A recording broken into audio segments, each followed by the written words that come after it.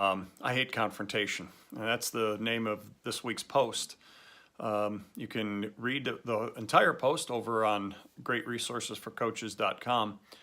Today I'm just going to talk a little bit about some of the main points in there. The reason why I title it I Hate Confrontation, well, obviously I hate confrontation, but I've been sitting for the last week or so with a kind of a knot in my stomach as I think about a certain situation that I've just gone through with a friend of mine, or I guess kind of an ex-friend of mine, that happened recently. And it's one of these things. I'm not gonna blame Facebook, because Facebook has been outstanding. It's been a great way to reconnect with people in my life.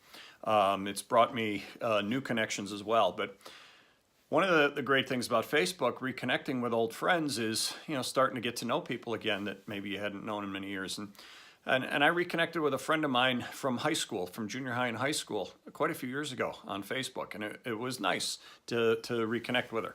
But I soon realized in her posts that she was very, very political, and I'm not that political, or I at least don't get overly hypercritical and hypersensitive about politics. She did, and I learned right away that she leaned a whole different way than I leaned. I stay fairly middle of the road, and that's kind of one of the real keys in the entire post. If you read the post, I stay fairly middle of the road on most concepts, but she leaned very strongly one way, and it's not the way that I generally do lean. And the more I watched her posts and then watched the comments from her friends on her posts and how far they went way overboard on things, the more I got really uncomfortable maintaining this quote unquote friendship through Facebook. And again, we didn't do much contacting each other other than an occasional, happy birthday and that kind of thing. But I didn't I didn't unfriend her or anything like that, because quite honestly, I think it's really important that we do learn what other people are thinking. I do think it's really important that we do look at both sides of issues. And so while she leaned heavily to a side that was not the side that I leaned to, I wanted to see and understand more about that side. We live in a very divisive time right now in the politics in our country. And to watch, as I said, we've been friends now on Facebook for the last, 6, 7, 8 years. And we were friends back in the 70s in junior high and high school. And to watch the way that things would go on her feeds, her the stories that she'd comment on, or the posts that she would make, and then the comments from people who were even more over the top. It just got, I started really getting uncomfortable. But I maintain that friendship because I want to see what other people are thinking. And she went way overboard recently. And there was a post where something very bad happened to one of the political figures in our country, and she had conflicting emotions about what went on with that person, with those people, to the point where in her post she wished they would have come to a lot of harm. In fact, very, very bad harm, and may have even died in whatever the harm would have been. And I said, I can't go any further with that. I can't continue this. And so I let her know that. And I commented to her in the comments that, I'm sorry, you've gone way overboard. I think you're sick. I think you have a problem. I'd always wondered, but her final post, or at least I'm sure it's not her final post, but it was the final one that I've seen, just went way overboard. And the comments from friends, and that would happen often throughout my years of watching her on Facebook. The comments that her friends would make, I was waiting for her to say, you know what, that's going too far. Back in the day with the way the political climate used to be, and she never would. But this was over the top. And so I said, I'm sorry, but you're not the person I used to know, and I cannot continue this friendship.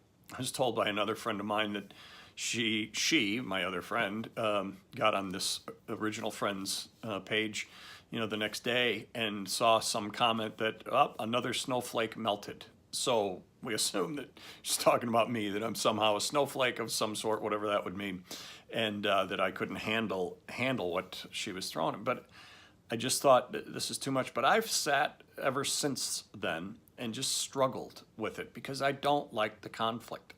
The confrontation, excuse me. And yet, it's a huge part of my life because I've been a coach. I've been a teacher and a coach for, the majority of my life, for over 35 years. We as coaches must be able to handle the concept of confrontation. So I say I hate confrontation, but I also recognize its importance, especially in certain realms of our lives. And as coaches, we're going to have to confront people. We're going to have to confront our kids at times on certain issues, certain things that they are not handling themselves with. Maybe they're not following team standards. Maybe they're letting teammates down by doing certain things, whatever it might be. We have to confront certain behaviors, certain issues, certain things that come up. Sometimes we may have to confront their parents. Sometimes we may have to confront our administration. My point is, confrontation is going to be a part of our lives as coaches.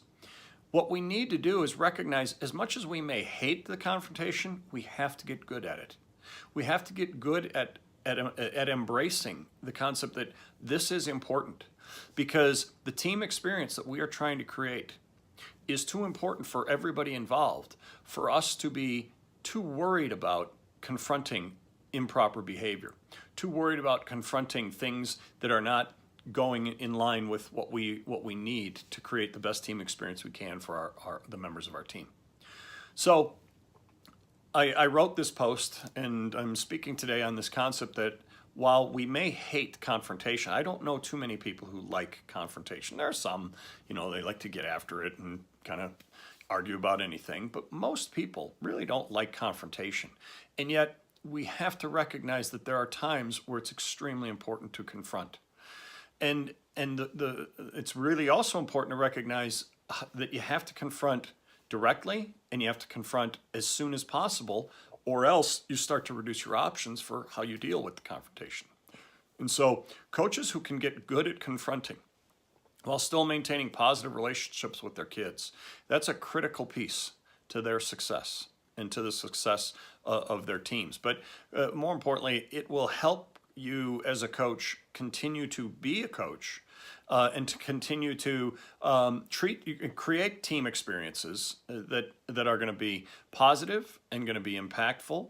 And so as a coach, I implore you to work hard to get good at confronting, while always maintaining, that you're there for the person, for the people on your team, and doing the best you can to help those people still get through whatever the confrontation is about and move to a positive resolution. When we do that as coaches, then we can really start to build programs, as opposed to worrying about the confrontation so much that we just don't confront, or as opposed to getting combative in our confrontation. That doesn't work either.